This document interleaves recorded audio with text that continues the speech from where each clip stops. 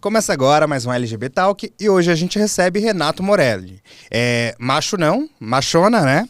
E ele é palestrante, publicitário, creator, Gaylândia e muito mais, tá aqui no seu perfil no Instagram. O que seria Gaylândia pra gente começar, Renato? Olha, a Gaylândia é um lugar que precisa de muito papo, não é mesmo? Eu falo que a Gaylândia é exatamente uma crítica do mundo gay. É exatamente a gente repensar esse espaço de que a gente... desde a minha chegada, da saída do armário, vem fruto desse processo, de como a gente precisa repensar essa Gaylândia e tudo que envolve, de fato, essa vivência como homem gay, os dilemas do mundo gay. Renato, e você tem vídeos bem interessantes, inclusive, que meio que destrincha todos esses dilemas, vamos dizer assim, né? Você tem um que você fala sobre o machismo que tá na sociedade como um todo, mas que adentrou e domina o público LGBT, né? A gente já conversou aqui em outras conversas com outros convidados o quanto, por exemplo, a gay afeminada é mais excluída dentro da nossa própria comunidade. O passivo é encarado como menos que o ativo. Os trans também, né? Os trans também. Por que você acha que a nossa comunidade acaba inserindo esse machismo social dentro? Tá. Antes de falar, deixa eu agradecer vocês pelo convite. Imagina. A pessoa já começa a falar, Claro, já começa a vamos engatar lá, a conversa. Eu vamos. amei estar aqui, gente. Obrigado pelo convite, é um prazer. A gente agradece Obrigada. muito, muito mesmo, de Imagina, verdade. Obrigado a vocês. Eu acho que essa questão do machismo, ela vem muito... Eu sempre falo, até você falou de me identificar como uma machona, vem muito desse processo de identificar o machismo dentro do mundo gay. Eu acho que desde criança eu me vi num não lugar. E quando eu saio do armário, eu chego na Gaylândia, que eu vou pra comunidade LGBT, eu achei que era uma grande Disney, que a gente ia ser muito feliz, o arco-íris no fundo, o pote de ouro no final do arco-íris. E no final das contas você descobre que não, né? Porque a gente também cresceu nessa sociedade. Nós fomos socializados como homens. Então a gente toma o machismo desde a mamadeira. E a gente foi ensinado que menino gosta de azul. A gente foi ensinado a ter uma performance de masculinidade, a engolir o choro, a falar grosso, a ser forte, a ser o provedor. Então a gente bebeu nessa fonte. E eu acho que no mundo gay a gente hipervaloriza essa performance de masculinidade, do macho alfa idealizado, né? Eu falo que... Eu até brinco, né? Tão problemático como o hétero top, a gente tem o gay top também, gente, que bebe na mesma fonte. E a sapatop Tem a também. sapatop. E a sapatop. Com a diferença que o gay top, a gente tá falando de uma lógica de poder. Eu acho que essa é a grande questão, né? Sim. Quando a gente vai olhar pra comunidade LGBT, especificamente sobre homens gays, a gente tá falando de uma lógica de poder. Porque você é homem. E aí... Claro, dado os seus devidos recortes, né? Quanto mais branco você é, mais normativo você é, e mais cis você é, mais poder você tem, mais acesso você tem. Então, acho que essa discussão do machismo, como homens gays, a gente precisa participar delas, porque a gente também tá falando de poder, a gente também tá falando de controle, né? E você falou que encontrou, né, esse cenário todo e se chocou com esse cenário quando você saiu do armário. Você pode contar pra gente como é que foi um pouco desse processo de saída do armário, de descoberta da sua infância? Menino, eu nem vou comentar, só dar um spoiler de que não saí do armário, me arrancaram dele, mas eu vou contar como a gente chegou nesse lugar, né? Eu sempre, hoje, relembrando, eu me identifico muito que eu fui uma criança viada, eu já era uma criança queer, eu era o viadinho Todas da nós, escola. viu? É. Todas éramos, fizemos a mesma escola. Quem não gostava de jogar futebol, não, isso significa alguma coisa. Sim. Mas sempre esbarrando nesse não lugar, assim. Eu fui uma criança que cresceu com videogame, mas eu sempre jogava com as personagens femininas, o clichê do mundo gay, né? Então eu adorava, assim. Só que com 12, de 11 para 12, eu tinha um amigo de infância que voltou de Minas Gerais para São Paulo. E eu um dia fui visitar ele, que ele tinha falado, meu amigo voltou, vou visitar. Um amigo de infância, a mãe dele e a minha mãe são amigas desde que nós éramos crianças. E quando eu fui visitar esse menino, ele não estava em casa porque ele disse que ele estava no campo. Eu falei, gente, esse menino tá jogando bola agora? E eu entendi que não. Na verdade, ele era testemunha de Jeová.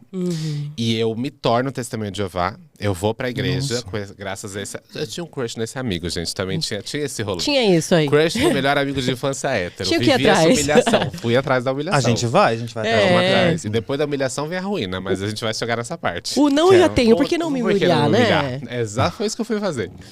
E aí, nesse processo de ter um crush nesse menino, eu vi na igreja um lugar de pertencer. Que acho que é o grande dilema como gays, né? Como LGBTs. Eu fui criança nos anos 90. A gente não tinha representatividade Sim. que a gente tem hoje. Nenhuma. Então eu não tinha referência, eu não tinha amigos gays. Os gays da escola também viviam, acho que no mesmo lugar que eu. Tipo, vamos tentar se encontrar. E eu fui pra igreja como esse lugar de refúgio, só que aí se torna pior, né? Depois que eu vou pertencer na igreja, eu me batizei. Gente, eu vivi o rolê com muita fé. Eu me batizei, eu fazia palestras na igreja. E aí eu começo a entender que eu tinha uma homofobia internalizada e no final das contas eu tava ali tentando me curar. Sim. Então, dos meus 13 aos 18, eu fiz um voto de castidade. Eu não me relacionava com ninguém, porque não podia. A ideia é que eu fosse hétero e que eu namorasse uma menina da igreja, que eu fosse casar e virasse pastor da igreja. E tivesse tomar essa frente ali. E foi um processo muito doloroso, gente. Assim, hoje eu consigo entender que nos processos finais, assim, quando eu saio de lá, eu beirava ali uma depressão. E muito num lugar de culpa, gente. Por exemplo, eu até brinco, né, gente? Era uma punheta e uma oração, assim. Porque se masturbar era um problema. Gente, ainda mais se souberem que eu tô me masturbando pensando em aí que lascou tudo. Aliás, no auge da testosterona, da adolescência. Descoberta gente, total. Pensa nisso, com 15 anos de idade, como que você lida? E aí, nesse final, eu começo a levar uma vida dupla. Que eu falo que a minha entrada no mundo gay é o banheirão. E eu não tenho nenhum problema em dizer, porque eu acho que o banheirão ele é um efeito colateral da gente não ter uma educação sexual, da gente não ter uma liberdade sexual. Então, uma criança, uma adolescente, né, que tá vivendo um voto de castidade, a culpa cristã. Eu falei, gente, só me resta o banheirão. Quem nunca, né? Exatamente, atira a primeira pedra. Quem nunca? E aí, só que aí começa aquele dilema, né, gente? Eu tava dentro da igreja, então eu fazia palestras na igreja, aquela coisa, aquela expectativa social. Acho que vale um parêntese, ninguém da minha família era da igreja, meus pais são católicos, então assim, né, foi realmente… Foi uma procura de pertencer a algo. Pertencer e tentar me curar, porque aí eu falei, nossa, é verdade, gente, então pra Deus me aceitar eu não posso ser gay, porque senão eu vou pro inferno. E aí eu decido que eu vou sair. Chega num momento que eu falo, gente, ou eu saio daqui ou eu vou enlouquecer. E é engraçado, porque nesse processo eu já tinha 18, assim, eu fui ter o meu primeiro trabalho. Eu fui trabalhar com a minha madrinha na República. Gente, a República é o vale. Não pense eu indo pro trabalho. Gente, tipo, o trabalho era um teste de fé, literalmente. Mas aí você foi pedir libertação, Deus te deu a libertação. A libertação. Olha Você que não entendeu o sinal. Os sinais estavam claros. ali. A oração sendo atendida. E aí, quando eu vou para esse processo, eu decido sair da igreja. E eu vou falar lá com os dirigentes, né? Eles chamam de anciãos que tomam a frente. E aí começa um processo que hoje eu entendo que foi muito violento, assim, do tipo, será isso mesmo que eu queria? Que se eu fizesse isso eu não seria feliz. Só que a saída de lá não é um processo simples, né? Eu falo que o primeiro cancelamento veio na igreja, assim. E esse start veio porque a Linda Quebrada também foi testemunha de Jeová, ela também foi batizada, todo esse rolê. E no episódio do podcast do Mano Brown, ela falou que ela foi cancelada. E isso foi… Gente, eu tive esse estalo ano passado, quando eu vi esse episódio. E aí hoje eu consigo entender que eu fui cancelado, porque você é expulso, ninguém pode mais falar com você, porque entende que esse é um processo de você. E cria esse afeto, né, lá dentro. Não, gente, minha referência de amigos, entre as suas devidas aspas, eram aquelas pessoas, assim. Então eu saio cancelado, ninguém pode falar comigo, numa ideia de que eu teria que me arrepender e merecer o perdão pra voltar. Que eles hoje eu entendo isso com um processo extremamente violento, assim. E aí eu saio lá cancelado e expulso. Só que entre ser expulso, cancelado e contar para as pessoas, a saída do armário foi como? Uma vizinha, que era da igreja, liga pra minha avó. Nossa. E conta que eu era gay. Mas nisso você não tinha aberto pra igreja? Não tinha aberto ainda, nem minha família. Então, assim, ninguém sabia. Esse é um episódio antes, né? Eu troquei a ordem. Bem pisciano, né? Mas, antes, então, nesse TDAH processo… aqui, então gente, estamos todos alinhados. Todo mundo vai entender. Tudo Eu falo certo. que eu vou abrindo parênteses, mas a gente vai fechar. certo. Ainda bem que a gente não tá com cerveja hoje. Tá vendo, gente? Estaria um pouquinho Ia pior ajudar aí. ou melhorar. Das duas, uma. É. E aí, gente, então esse é um episódio antes, assim. Quando essa vizinha liga pra minha avó, eu chego na casa da minha avó e o mundo desaba, assim. Eu lembro que minha avó, né, ela ainda era viva, eu fui instigado de puta pra baixo. Então, assim, porque eu entendo hoje a criação que a minha avó teve. Minha avó foi criada por italianos no interior de São Paulo, no São José do Rio Preto. Então, assim… Não teve acesso. Não teve, foi uma senhora que cresceu e veio do interior, de uma fazenda de café. Então esse foi o rolê. Então nesse momento acontece esse show, todo mundo descobre, porque essa vizinha me tira do armário. E aí eu falei, gente, não tem mais o que negar. E aí, depois desse episódio, corta pra essa cena que eu contei, de ir pra igreja, de contar, de ser expulso, cancelado. E foi assim que eu saí do armário. E como é que ficou sua relação com a fé? É engraçado, assim, porque… até falar sobre isso hoje, pra mim, graças à terapia estando em dia. Porque eu fiquei durante anos sem falar que eu fui testemunha de Jeová e que eu vivi todo esse processo, porque eu achava que eu não devia nem falar. E até já fiz vídeo sobre isso no Papo de Machona, e vieram várias pessoas que inclusive eram dessa religião, dizendo, você quis estar lá. E eu concordo, assim, realmente eu sabia todo o processo. Mas se eu tivesse tido acesso e referências LGBTs, eu jamais me enfiaria num lugar desse pra sofrer todos esses traumas que eu tratei depois. E aí eu fiquei, então, anos sem falar sobre isso e desconectado dessa fé. Porque eu falei, gente, não quero. Obrigado, mas esse tipo de fé eu não quero. Mas hoje, o Renato de hoje, né? Eu já tenho 31 anos, eu tô falando de quando eu tinha 18. Eu tenho uma espiritualidade, assim, eu não tenho uma religião específica, mas eu tenho uma conexão com um Deus diferente daquele que eu aprendi. De um Jesus Cristo que com certeza não era aquele branco eugenista europeu que a gente aprendeu. E hoje, e uma fé que bebe em muitas fontes, assim. Eu acho linda, por exemplo, a história dos orixás. Então, hoje minha mente abriu para entender a fé muito mais ampla dessa fé cristã que a gente aprende de berço. E aí hoje eu tenho tentado me reconectar mais com formas de espiritualidade para encontrar sentido também nesse lugar, sabe? Eu acho que uma pauta que é cara para nós LGBTs é entender que a gente merece ter fé, que a gente também tem espiritualidade. Eu acho que, no final das contas, a gente tá falando de termos dignidade. Então, termos dignidade, sermos sujeitos completos, pressupõe que a gente possa ter direito à fé. Então, acho que é um resgate até desse lugar, de fazer as pazes e falar, olha, Rê, você merece uma fé, tudo bem acreditar em algo, sair desse lugar dessa culpa mesmo, sabe? É que, trazendo para o machismo, que como a gente começa aqui também, dentro da nossa comunidade também, mas fora dela, eles colocam o tempo inteiro a gente nesse lugar, de que a gente não pertence a nada, de que nada pode ser nosso. A gente vem comentando bastante sobre a parada gay, que a gente resgata o verde e amarelo de volta, porque até isso tiraram da gente, sabe? Então, religião, galera, tipo, nada mais é do que religar. Então, só que ali, principalmente dentro dessas religiões mais fechadas, a gente não vê nada de se interligar, de ligar as pessoas, de dar as mãos e ir, sabe? E falando um pouquinho mais, indo um pouquinho mais além, com base nos seus vídeos, tem um vídeo muito legal também que você fala sobre afeto, sobre os afetos nas ruas. E isso é uma coisa que durante muito tempo, até antes da terapia pra mim, assim que eu saio do meu armário, eu lidava com essa questão do afeto super bem. Então, tipo, tava na adolescência também. Então, tipo, pra mim era super tranquilo, porque quando você é adolescente, você também tem um pouco mais de coragem pra você ir, sabe? Então, tipo, é o que eu sou, vamos, me dá a mão aqui, me dá um beijo aqui. E hoje, aos 32 anos, eu tô nesse processo dentro da terapia de me resgatar. Então, tipo, eu tô voltando. Sentar aqui pra mim é um resgate. Conversar com pessoas iguais a mim, com histórias iguais a minha, de fé, de ter sofrido dentro também das suas religiões, da sua família, é um resgate também. E o afeto é algo muito difícil para nós LGBTs. E eu gostaria que você falasse um pouquinho sobre essa questão do afeto, de ter carícias na rua, assim como os héteros normativos podem ter também. Então por que a gente não pode? Por que foi tirado da gente também? E por que isso é colocado na nossa cabeça, dentro da comunidade, que a gente não pode? Eu acho que é um direito que já é adquirido, né? A gente não tá. Já falei isso no Papo de Machona, assim, a gente não tá pedindo permissão pra amar e nem pra demonstrar afeto. E por muito tempo também eu tive medo. É engraçado, eu fiz até um vídeo essa semana no Papo de Machona que eu acho que o medo não nos abandona nunca. A questão é que a gente vai ter coragem pra agir com medo mesmo, então a gente mete as caras. Mas esse é um tema que eu acho caro, e aí principalmente no recorte do mundo gay. Acho que a gente tem. São dois problemas. Acho que a gente tem, na sociedade heteronormativa, o direito de andar de mão dada, de demonstrar afeto em público, mas eu acho que aí tem vários recortes, né? Quando eu falo, eu entendo muito o lugar que eu parto. Sou uma gay branca, cis, com certas passabilidades, que vive em São Paulo. Mas que Brasil a gente tá falando, né?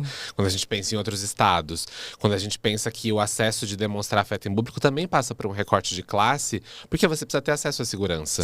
E a gente vive no país que mais mata LGBTs no mundo. Então acho que esse é um ponto, né? Que Brasil a gente vive? Porque eu acho que a gente deve sim peitar esse lugar, a gente deve lutar por esse direito adquirido, mas sem virar um mártir. Eu acho que a gente, né? Porque existe uma linha. Fala, eu vou então peitar. E você vai e é assassinado. A gente viu o caso agora recente. De Curitiba, acho que foi Curitiba, que teve um ataque homofóbico dentro de um ônibus e um cara foi tentar defender que nem LGBT era e foi assassinado. E foi assassinado. Então eu acho que a gente tá vivendo um momento muito complicado, porque a gente tem uma questão conservadora crescendo mundialmente falando, é uma tendência mundial de conservadorismo aflorescendo, né, contrapondo que a gente tem ganhado direitos e espaço. Então eu acho que lutar pelo direito de andar de mãos dadas é esse. A gente precisa ter cuidado, a gente precisa ter cautela, mas nem um passo atrás. Né, pro armário a gente não volta mais. Mas o outro lado que eu falei da moeda é que quando a gente fala de afetos, no mundo gay principalmente, é uma coisa que eu trago muito, é como a gente vai construir afeto sem essa lógica do descarte. Que no mundo gay é assim, né, gente? É a caça tá no DNA. Tá ali. Se é uma coisa que você aprende a seguir, na sequência você aprende a caçar em qualquer Mas lugar. eu acho que isso é uma exclusividade dos gays. Eu acho, porque as lésbicas, normalmente, elas são até lésbicas. conhecidas de conhecer ou compra um gato Um e gato casa. vai morar Sim, junto. com certeza. Porque, na verdade, eu vou até além. Eu acho que é uma coisa dos homens. Os homens são incentivados ao sexo desde muito cedo. A gente também foi. A gente foi incentivado numa lógica heteronormativa a princípio, que queriam que a gente fizesse. Mas a gente importou essa mesma lógica e falou, bom, é pra caçar, né? Então eu sou mundo. Em vez de caçar mulheres, eu caço boys. Isso aqui caça que é uma beleza. E a gente aprende a caçar, todas caçamos. Que atira a primeira pedra que não caçou. Exatamente. Mas eu acho que a grande questão do afeto é o outro lado, né? Além do direito de demonstrar em público, é como a gente escolhe outros lugares pra construir afeto. A gente teve um caso aí do Léo, inclusive, que foi aquele jovem que foi marcar um date no aplicativo Nossa, e também foi triste. morto. E tem um ponto, até trouxe isso no vídeo. Eu acho que a gente tá aqui falando mais uma vez: afeto em público é uma questão de segurança que nos deve ser dada. Mas eu acho que tem um requinte nessa história do Léo, que é o fato de que ele foi viver esse rolê no Dia dos Namorados. Sim. E a gente sabe o quanto pesa, às vezes, o fato de que, meu Deus, é dia do namorado, todo mundo tá com todo mundo. Você abre o Instagram, você rola o feed, meu Deus, todo mundo tá apaixonado comendo fundi na A lareira. Disney, né? Ah, exatamente. Você fala, gente, eu tô aqui sozinho comendo miojo. Então, assim. E vem na cabeça, obviamente, preciso transar. preciso arrumar alguém. Exato. E aí não é questão, não é tipo, não tem que usar aplicativo. Gente, se fizer sentido, usa, mas usa se cercando de muitas seguranças, stalkeando a pessoa, pedindo rede social. Mas E já ele passou da hora também dos aplicativos tomarem iniciativas para proteger o usuário. Concordo. Mas ele Verificação. compartilhou também, ele fez todo o processo, Sim, né? ele compartilhou o perfil do cara do aplicativo. E eu concordo também, mas eu acho que tem um ponto que se a gente for muito honesto nesse debate, a gente já se colocou. Quem nunca se colocou em risco indo num date por com um boy? date. Porque a gente faz. Vários, a gente já fez isso, a gente tem que ser honesto, a gente já foi esse cara. Então eu acho que, claro, que o caso do Léo é uma questão de segurança pública, a homofobia tá aí, a LGBTfobia está posta. Mas também tem um lugar da gente ter cuidados. A gente já se colocou em risco, a gente tem que ser muito honesto. E eu acho que a gente já se colocou em risco até porque o nosso afeto fica em lugares subalternizados, né? Tanto que eu comecei falando do banheirão. O banheirão existe porque muitas pessoas vivem esse afeto só nesse lugar. Porque foram ensinados que tem que ter uma família tradicional de margarina, heteronormativa e tudo mais, e o cara vai viver nesse refúgio do afeto que foi colocado pra ele. Então eu acho também que esse afeto, como dá, quando dá, de uma forma às vezes que nem é tão segura assim, também é fruto dessa repressão que a gente tem. Sim. Falando sobre. Eu vou pedir pro Eric soltar um vídeo pra gente. Tá. Que faz parte também da Gaylândia. As lésbicas também nós fazemos Sim. parte desse núcleo também. E eu queria que você comentasse em cima desse vídeo. Claro. Acabei de voltar da ginecologista, eu queria falar do desconforto que é ser uma mulher lésbica indo na consulta pela primeira vez com uma ginecologista nova. Caralho, inclusive se alguém tiver indicações de profissionais que atendam mulheres sáficas, porque essa que eu fui, parece que eu nunca vi uma de perto. Sentei no bagulho, a primeira pergunta da mulher: qual o seu método contraceptivo? Eu, nenhum. Aí ela já me olhou chocada, né? Tava de máscara, eu só vi o olho assim, ó. Ela, nenhum. Aí eu tô num relacionamento lésbico. Aí ela, uma afetiva. Aí marcou, eu já fiquei, meu Deus, o que me espera aqui? Eu deixei claro que eu nunca tive relações com homem. Ela perguntou se eu era virgem, eu falei que não. E perguntou, mas não teve pinto pra romper o ímen? Aí eu fiquei tipo, meu Deus, só tem essa forma, caralho. Ela usou o termo pinto. E aí eu fiquei tipo assim, caralho, mano, que desconforto horrível, tá ligado? Tipo, nada que eu falasse parecia ser válido até ela me examinar e ver realmente se eu era virgem ou não. Aí ela, mas sangrou? Você já usou algum vibrador que tem ali o formato do pênis? Cara, eu vou te falar, difícil, muito chato. Por isso que tem muita gente que, demora pra ir, tá ligado? A experiência é sempre muito desconfortável. Eu já fico pensando, caralho, será que eu vou encontrar alguma outra? Porque eu sempre troco. Porque toda experiência é chata pra caralho. E eu fico meio que pisando em ovos. E eu odeio a sensação, tá ligado? Tipo assim, não é possível, mano. Se alguém tiver alguma indicação, coloca aí nos comentários. E é isso. Muito obrigada aí, porque puta que pariu, tá difícil. Eu vou dar um depoimento pessoal, assim. Tem muitos anos que eu não vou numa ginecologista. Porque realmente todas as vezes que a gente vai até um ginecologista, seja homem, seja mulher, é desconfortável. É muito desconfortável.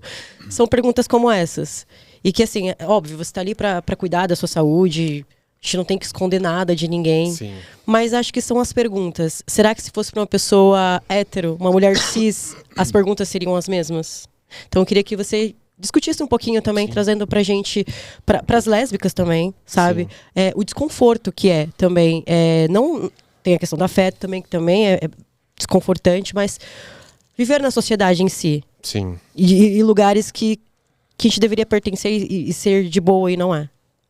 Eu acho que é importante que nesse rolê eu vou falar da perspectiva de um homem, né, cis. Mas eu tento imaginar como deve ser complicado essa questão de uma mulher lésbica num ginecologista. Acho que primeiro porque já vai naquela condição de que essa mulher vai ser fértil, que ela vai ter um filho. Porque as mulheres, teoricamente, né, uma coisa bem The Handmaid's Tales, que foi feita pra isso, Pra né? isso. Inclusive estamos em discussão de uma PL Pois é. sobre a questão do estupro. Porque a gente vai entrar nesse ponto daqui a pouco. Exatamente, porque vou até não deixar passar rapidinho, a gente já Sim. entra nesse ponto. Eu venho analisando e discutindo internamente em casa mesmo. Nós somos todos os dias violentadas. Sim. Porque até quando é o nosso direito, eles querem opinar sobre nós. Homens decidem sobre o corpo de mulher. Sobre Sim. nós. Não, eu acho que é esse ponto que você trouxe mesmo, onde eu queria chegar, assim. O caso que ela traz no vídeo é o que eu tava falando agora há pouco sobre a questão de acesso à dignidade. Saúde é um direito básico, né? A gente vamos lá na Constituição, direito de saúde, segurança, são todos esses direitos pré-estabelecidos para todos. E aí a gente vê uma ala médica que não é preparada para pensar a diversidade. Então, quer dizer, a gente tem médicos que são preparados só para pensar um tipo de corpo para um tipo de sexo. E eu acho que quando ela fala que a médica pergunta, não teve nenhuma penetração, é o clássico típico de que sexo entre mulheres não é visto como sexo. Exatamente. Invalida a sexualidade da mulher, subestima ela. E eu acho que a grande questão é essa falta do atendimento humanizado e como ele faz diferença no tratamento. Vou trazer um exemplo de um outro contraponto, né? Eu sou uma pessoa que vive com HIV. E a sorte que eu tenho é de ter uma médica que desde quando eu recebi o diagnóstico, que já fazem 3 anos, é um atendimento extremamente humanizado, assim, Sim. entendendo, perguntando sobre como é a minha vida sexual, a minha sexualidade desde então. E como isso faz a diferença no processo de acolhimento, de não ser tratado como estigma. E aí, contrapondo com essa questão como ela traz no vídeo, a gente precisa de fato de atendimentos humanizados, de profissionais da área da saúde que entendam as nossas demandas, que elas não são para a lei da humanidade, não é nada fora do comum, faz parte da nossa existência, da nossa sexualidade, a gente quer ter acesso à saúde.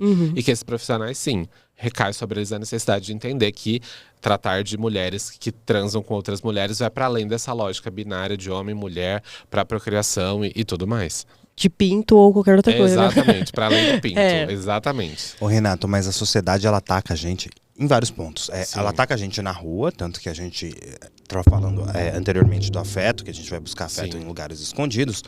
Mas ela ataca a gente também dentro dos nossos redutos, assim. Sim. Desde que a gente começou esse projeto, a gente recebe diversos ataques homofóbicos. Diversos, assim. Coisas do tipo... a AIDS vem, pessoas comentando. Sim, com certeza. E também tem 2 vídeos que 2 entrevistados nossos comentam que como eles amam ser gays, aliás, são os vídeos que mais sofrem homofobia. E várias vi o pessoas vídeo. comentam, assim, tem comentários dizendo, se fosse um hétero dizendo isso, seria tratado como preconceito, como... E você recentemente fez um vídeo falando sobre até por que não existe o dia do orgulho hétero. Porque também é uma pauta que eles defendem muito, né? O mês do orgulho Não hétero. existe o dia da mentira, do orgulho hétero. E acho que exatamente. eles não entendem que a gente precisa lutar por direitos que a gente não tem. Eles não entendem que a gente precisa... Todos os dias. que Acordar é uma luta pra gente. São dias pontuais para marcar grandes lutas, né? Como o Dia Internacional da Mulher, como o mês do LGBT. O mês. Sim. Enfim, e... Cara, é impressionante. Eles vêm até os nossos lugares, nos atacar e ainda querem ter direitos. Dizer que querem igualar os nossos direitos. Adoraria que os direitos fossem igualados, inclusive. Exatamente. Acho que a busca é exatamente essa, né? E você trouxe um ponto que eu fico pensando. Eu acho que existem pessoas que de fato não entendem, mas existem pessoas que agem de má fé, né? Até nessa disputa, porque parece que a gente está tirando lugares ou roubando. A gente, na verdade, está adquirindo direitos que nos foram roubados. Então não é uma ameaça, não é uma ditadura gay, o mundo não vai. Não é. Porque é uma reparação histórica. Tipo, se fosse uma vingança, menina, o jogo seria. Não é sobre isso, Era é sobre outro. exatamente, era outro. Mas eu acho que essa questão desse orgulho hétero, de questionar isso, e incomoda o fato. Eu já fiz alguns vídeos falando sobre isso. Eu acho que a maior resposta que a gente dá para uma sociedade que não queria nem que a gente existisse é sermos felizes.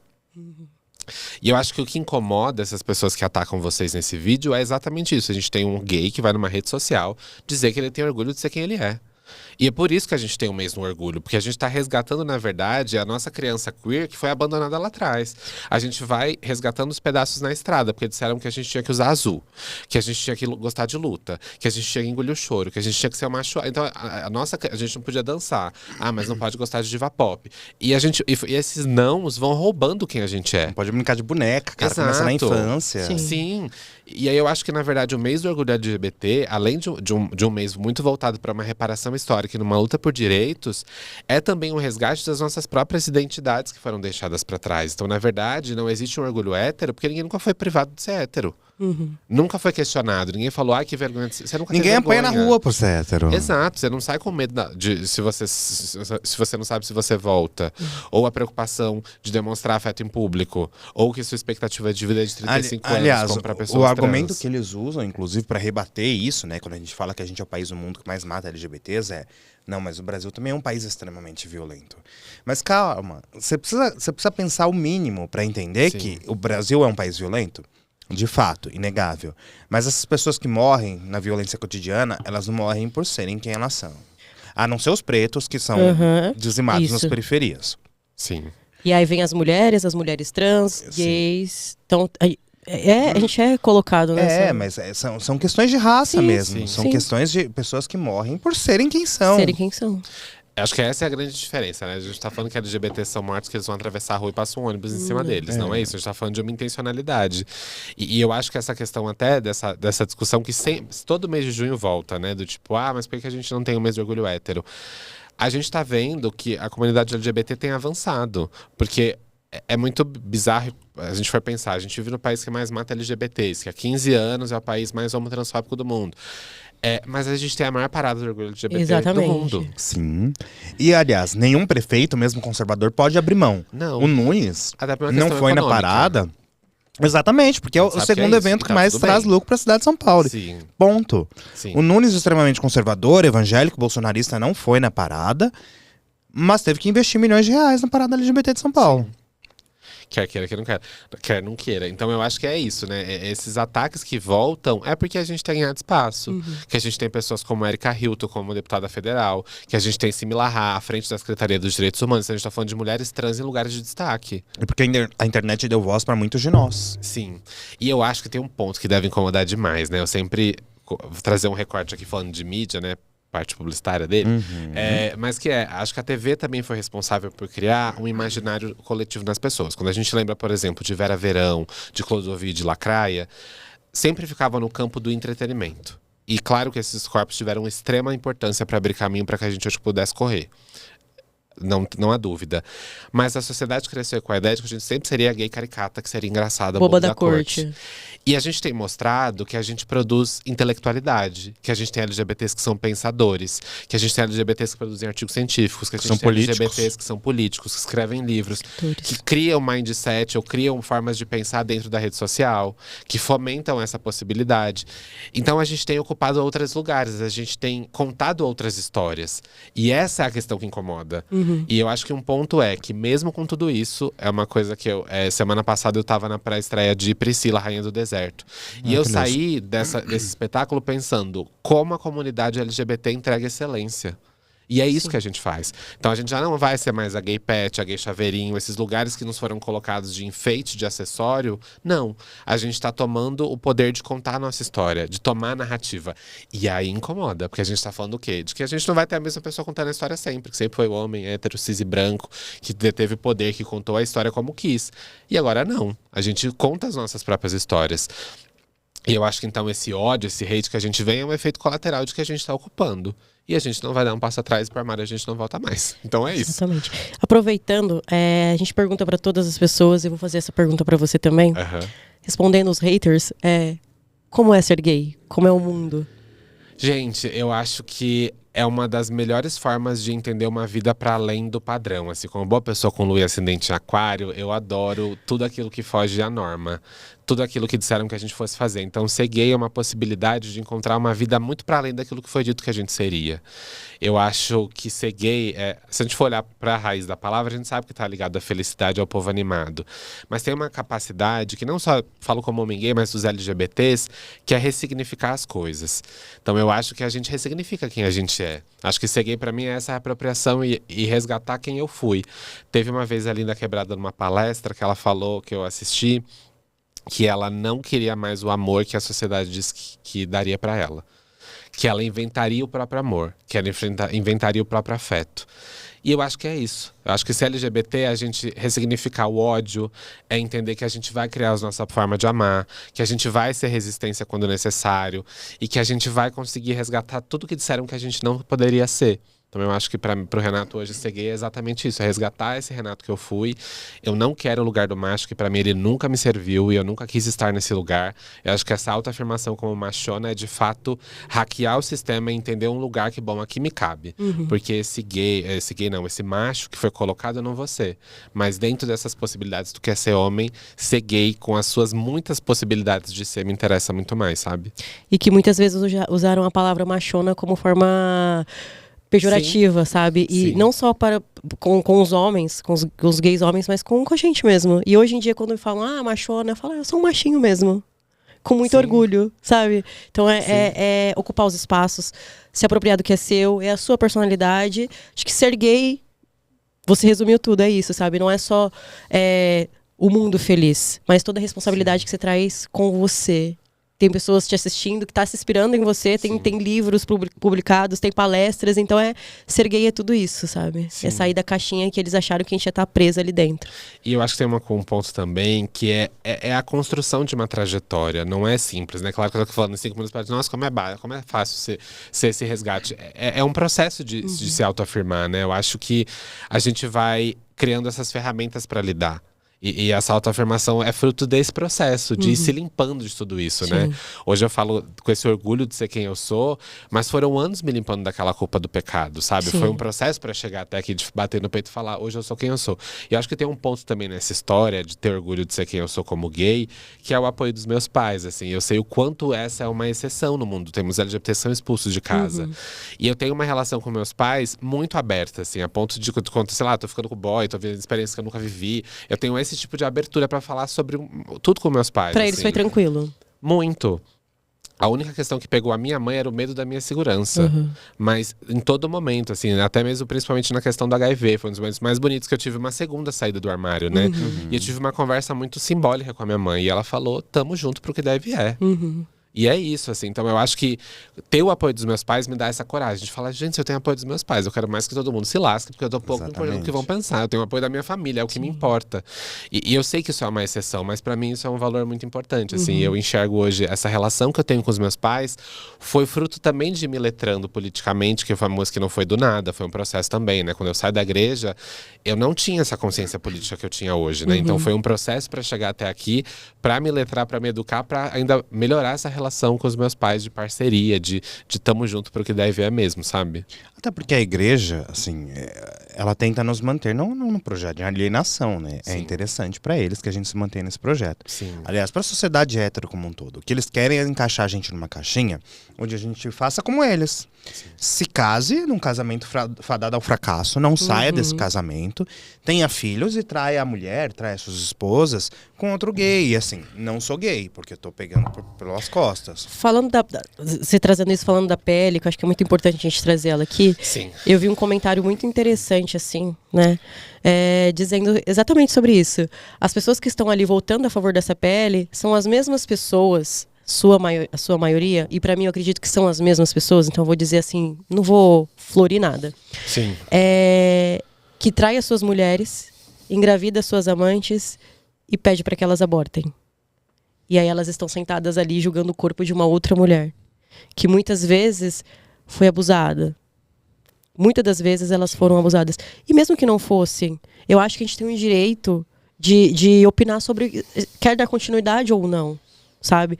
Então, trazendo sobre o que ele falou, as mesmas pessoas que se sentam ali para debater sobre o corpo de uma mulher, que nem esse direito a gente tem mais, é a mesma pessoa que deixa a sua família em casa, com base na religião, o que for, e sai com outras mulheres e pede para que elas façam um aborto também com suas amantes. Então a gente é assustador, sabe? A mulher, ela não tem voz. Uma mulher lésbica não tem voz. Uma mulher lésbica preta não tem voz. Sobre o afeto também, sobre essas questões também trazendo para cá. Eu, por exemplo, fui praticar Muay Thai por isso. Sim. Porque eu tinha muito medo. E eu já sofri vários assédios. De estar numa área, a pessoa pegar na minha perna, eu ter que mergulhar e puxar o rapaz, sabe? E eu já tinha dito que eu não queria ficar com ele. De ter que ter dado um selinho na minha companheira na época, tipo, pra provar que eu estava com ela. Então, tipo, quando eu não tinha que provar nada. E o medo mesmo de como é que eu vou... Quanto mulher, eu já sou violada todos os dias, então como eu vou sair, como eu volto para casa? E quanto mulher lésbica, como que eu saio, como que eu volto? E aí chega uma PL dessa que acha que tem o direito, mais uma vez, de violar o direito de uma outra mulher. Sim. Eu vi uma fala do Fabiano Contarato, que ele falou que, o deputado, que a gente estava voltando para o período medieval, e eu achei essa a melhor definição do que a gente está vendo, assim. Eu acho que o que essa PL mostra é que a gente ainda tem as raízes do bolsonarismo muito profundas no nosso país. A gente vive um fôlego maior com o Lula como presidente, mas eu acho que ainda assim a gente precisa entender o cenário que a gente tem. Eu estava vendo o podcast do Mamilos e eles trouxeram toda uma análise para falar de como essa PL chega e o quanto é reflexo também do que acontece nos Estados Unidos, dos movimentos que têm acontecido lá em prol de uma ala conservadora, e que hoje a gente tem um Congresso que é, na sua maior parte, conservador. E que e essa PL, de tudo, lá não é uma preocupação com o corpo da mulher e nem com a segurança. Nunca foi.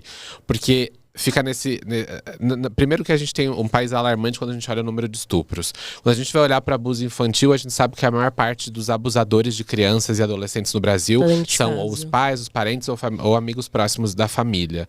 Então, essa preocupação com essa família tradicional brasileira não existe. Então, não existe uma preocupação com o corpo da mulher, com a segurança dessa mulher, ou legislar sobre esse corpo. A gente, mais uma vez, está vendo uma chancela de uma cortina de fumaça, de um tema que mais uma vez volta à tona, de um direito que já é adquirido, quando a gente olha nos termos legais de como você pode ter acesso. Quando a gente olha para o Brasil, não tem uma estrutura para que mulheres abortem em segurança. Então, quando a gente fala sobre o direito de abortar, a gente está falando da mulher ter direito sobre o próprio corpo, mas a gente não tem uma estrutura de saúde pública que garanta isso para ela. Então, assim, o problema é muito maior do que está sendo discutido ou está sendo apontado. E até os requintes de como isso aconteceu, né? Foi numa comissão às pressas, que não se teve votação, que ela foi decidida, foi um pedido de urgência, então a coisa foi acontecendo, atropelando, quando a gente viu aquilo já acontecer. Não ia a plenário, né?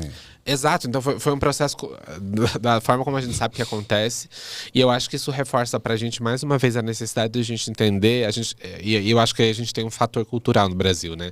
A gente cresceu ouvindo que religião, futebol e política não se discute, e eu acho que com cada vez mais com o avanço que a gente tem visto com essa ameaça aos direitos humanos, que a gente precisa discutir política todos os dias, porque tudo é política, né? A gente tá aqui, é política, religião precisa ser discutida, futebol também, então assim, a gente precisa se debruçar sobre esse tema e sobre essa ameaça sobre o direito do corpo das mulheres que a gente está vendo acontecer. O que eu vejo, Renato, é que eles querem deixar a gente no armário, eles querem mandar as mulheres de volta para a cozinha, Sim. Eles querem voltar o preto para a senzala, eles querem continuar com seus privilégios. Sim. A gente está puxando uma corda, assim, a gente está resistindo. Sim. Só que me dói também saber que essa resistência é muito difícil com essa ala conservadora na política, porque os números, assim, são bem diferentes. Por mais que a gente tenha um presidente mais progressista, ele pouco pode fazer. Ele vai vetar um projeto de lei, volta para o Congresso avaliza de novo e tá valendo. Então a gente precisa aprender a votar, né? Eu acho... É por necessário mais uma que bancada. sejamos um país homofóbico, um país machista, a gente consegue formar alguma bancada e a gente precisa focar nisso. Aliás, esse ano de eleição é um ano muito importante para a gente pensar nisso. Exato, e eu acho que a gente tem avançado, né? A gente tem Erika Hilton, a gente tem Duda Salabert, a gente tem Ana Carolina Iari, então a gente tem alguns nomes de candidatas trans e transexuais e outras LGBTs, né? Que estão ocupando esses espaços que foram fruto dos nossos votos, né? Acho que vale a gente lembrar que a gente conseguiu eleger pessoas LGBTs num cenário muito mais difícil, né? Se não me falha a memória, Erika Hilton foi a vereadora a mulher mais bem votada do país no ano de 2020. Sim. Quando a gente estava num cenário político muito mais catastrófico do que o atual. Então, se naquele cenário a gente conseguiu eleger a Erika Hilton, a gente pode eleger muitas outras Ericas Hiltons e outros LGBTs que a gente precisa olhar e como essa pauta deve nos interessar. Mas tem um ponto que eu sempre penso, né? Quando a gente fala sobre essa questão de política, de acesso, de direitos, como é importante a gente olhar para além do nosso umbigo e além da nossa bolha. A gente vê principalmente, e aí não querendo atacar uma pessoa específica, mas é uma crítica a questões que a gente vê. Existem alguns LGBTs que têm tamanha visibilidade, e não se importam em usar esse espaço para trazer reflexão sobre política. Não estou dizendo que todo LGBT que está num lugar de destaque tem a obrigação de fazer, mas seria muito bem-vindo se o fizesse.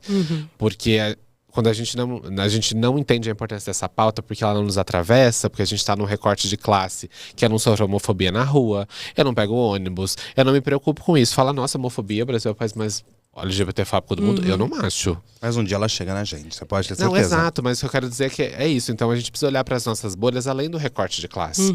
A gente precisa entender que é um problema sistemático que aprofunda no nosso país e a gente precisa usar os acessos que a gente tem, né? Eu sempre falo que o problema não é ter privilégios, mas é o que a gente faz nesse lugar. Então, com os privilégios que a gente tem, com os acessos que a gente tem, o que a gente promove? Como a gente usa os lugares que a gente acessa para outros corpos poderem acessar? E aí isso está muito conectado com quem a gente vota, com esse olhar para a política mesmo. Eu penso que é sentar no banquinho do privilégio, olhar ao redor e perguntar o que está faltando aqui, né? Sim. Sempre, a gente sempre tem que perguntar.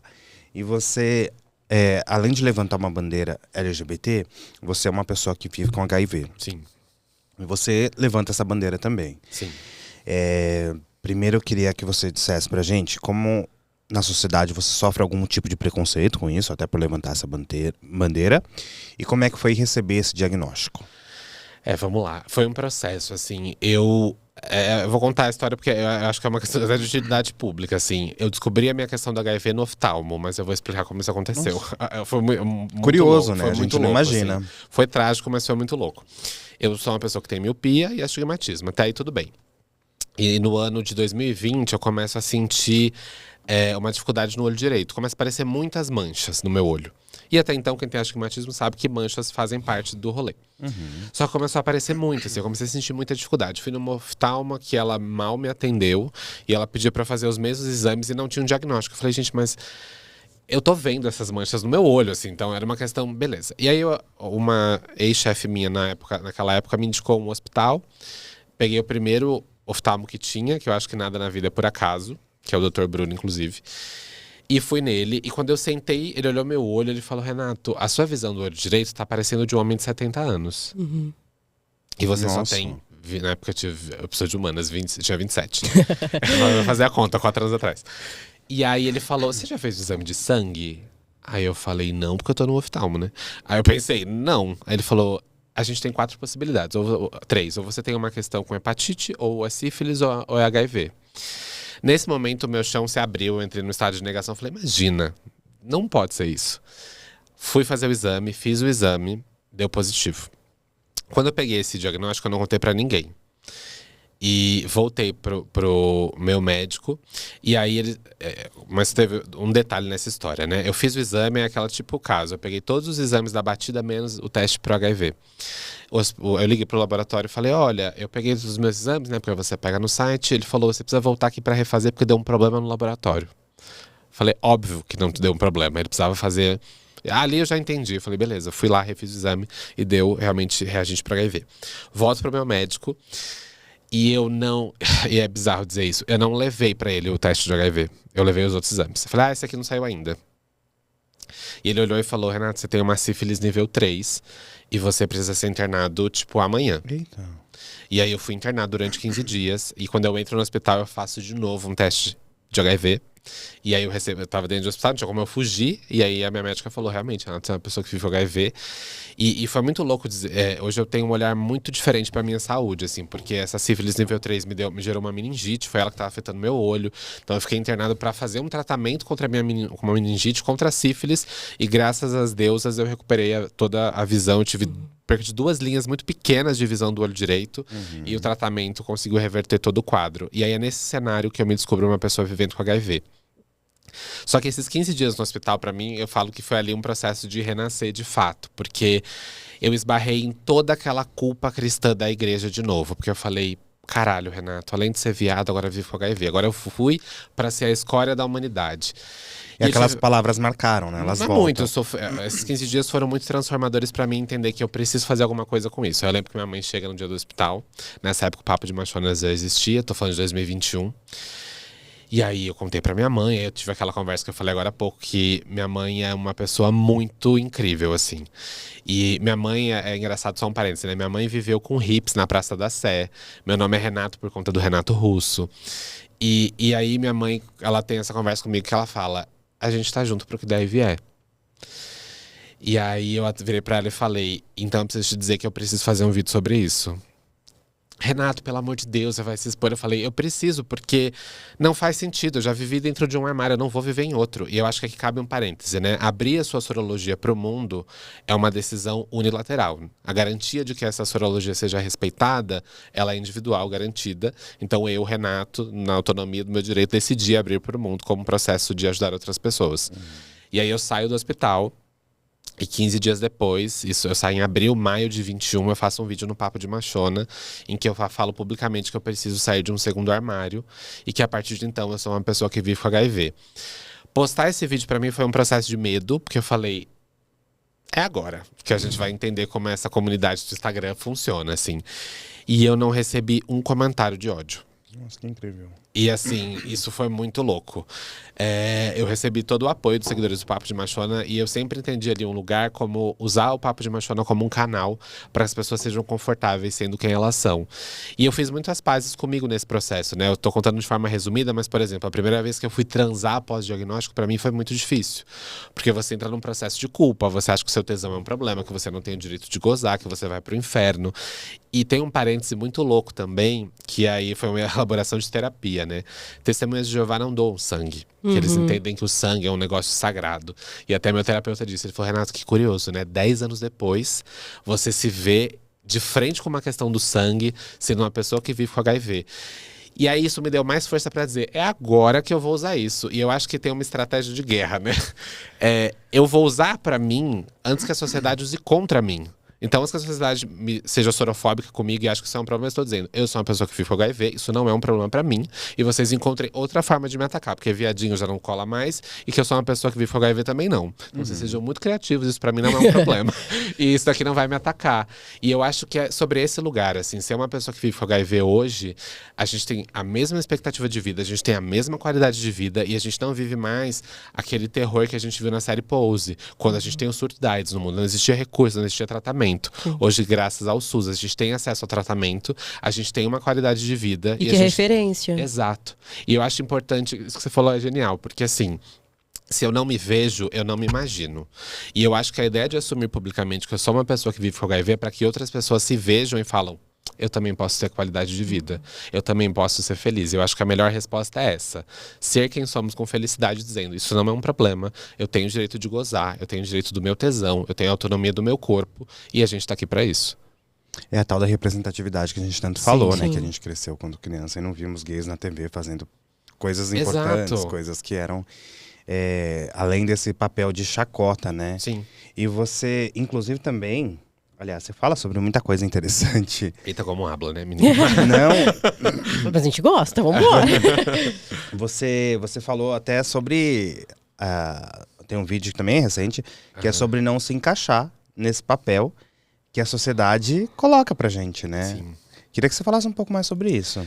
É muito legal as coisas encaixar no papel, porque a gente tem a perspectiva do fracasso.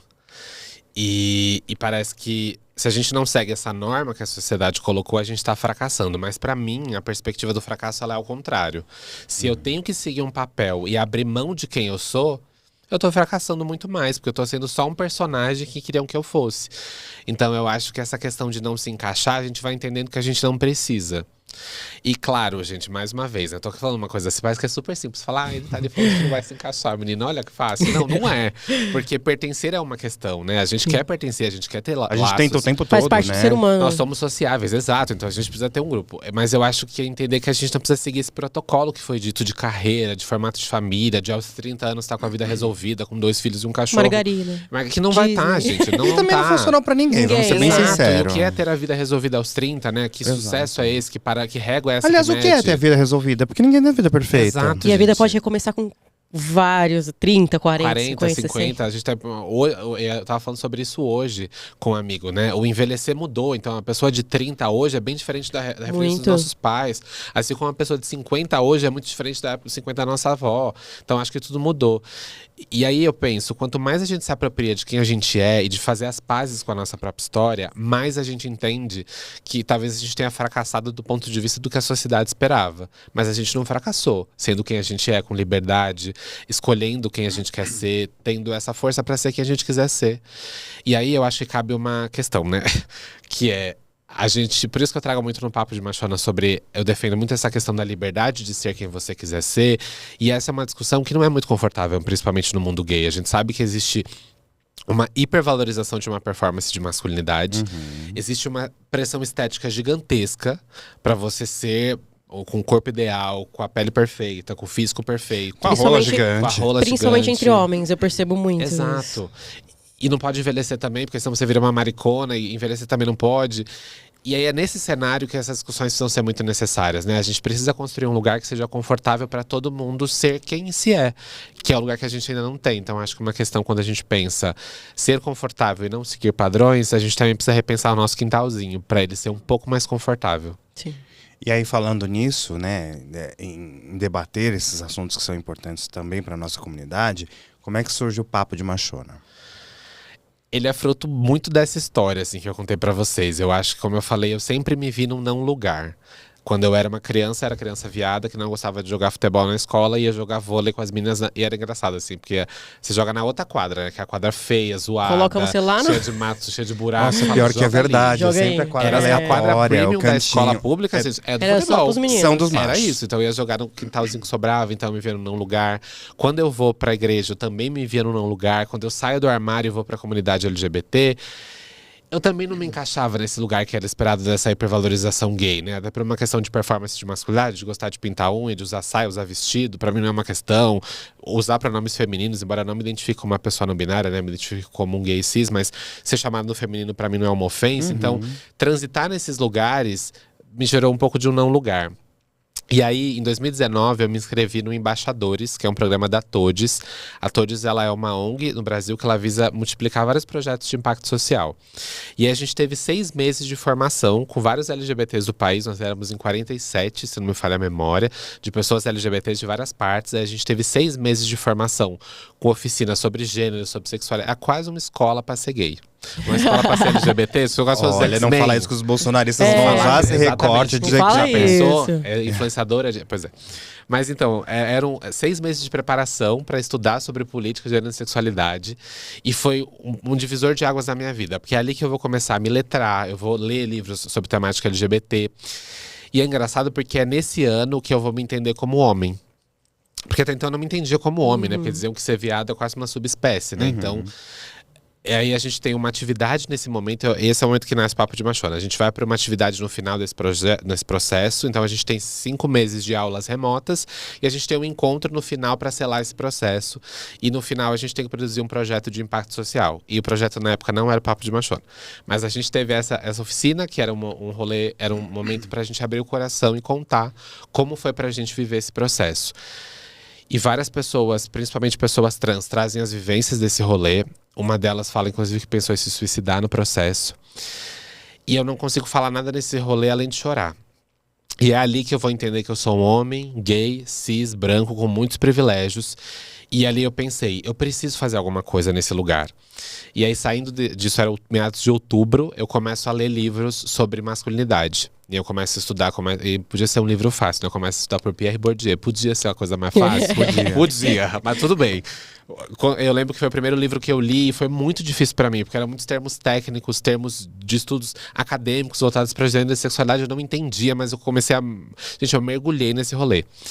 E aí eu comecei a entender como homem, entender essas questões de masculinidade, essa questão do gênero e sexualidade, lógicas de poder, vou mergulhar em tudo isso. E aí em janeiro de 2020, um pouco antes da pandemia explodir, nasce o Papo de Machona, como esse espaço. E é engraçado, porque de início o Papo de Machona era muito voltado para masculinidade. Era muito voltado para pensar esse recorte, tanto que eu participava de rodas de conversa com homens, que na sua maioria eram héteros, mas ali também eu entendi que não era muito confortável para mim estar. Hoje, né, 4 anos depois, o Papo de Machona é um espaço de fato para pensar o recorte do mundo gay, especificamente, óbvio, eu falo para a comunidade LGBT como um todo, mas olhando principalmente para o recorte gay, para a gente repensar esse lugar, para debater temas que são caros para a gente, mas acima de tudo a gente encontrar formas de ser confortável na nossa pele. Eu acho que esse é o grande objetivo do Papo de Machona, assim, defender a liberdade de ser quem a gente é. Renata, a gente tá chegando ao fim e a gente faz uma brincadeirinha agora no final chama-se o quadro. É o ping-pong. Ping-pong, adorei. Ele tem que chamar assim, porque na voz dele fica bem melhor. Melhor, boa. Ah, minha voz não é linda, não. Pelo amor de Então a Deus. gente faz algumas perguntinhas e não vale sabonetar. É tipo papum. Papum. Sem elaborar. O que veio, fala. Tá. Tá bom? Vai, Vamos começa. tentar. Vamos lá. Lady Gaga ou Beyoncé? Beyoncé. Sandy ou Júnior? Sandy. Madonna ou Britney Spears? Madonna. São Paulo ou Rio de Janeiro? São Paulo. Você, se pudesse escolher, você nasceria de novo LGBT? Sim. Pepe ou Neném? PP. Só, né? Engole ou cospe? Olha, Engole sempre.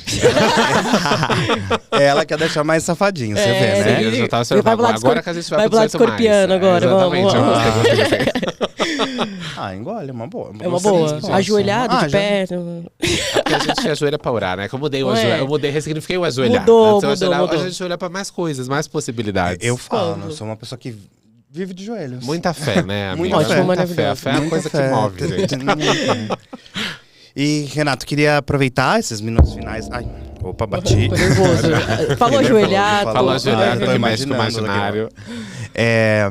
Esses minutos finais, o espaço é seu, pra você Aham. deixar algum recado, falar com o seu público, onde as Sobre pessoas suas te palestras, encontram. seus livros. Gente, primeiro eu queria agradecer vocês pelo convite. Foi incrível estar aqui. Eu acho que convidar todo mundo para seguir @Papo de Machona em todas as redes sociais. Eu também faço palestras em empresas e escolas. Sou agenciado pela Casa Fala, então também levem a Machona para sua empresa para ter esses debates. E eu acho que sintam-se à vontade no Papo de Machona. Não reparem na bagunça, porque é uma pessoa pisciana com lua ascendente em aquário.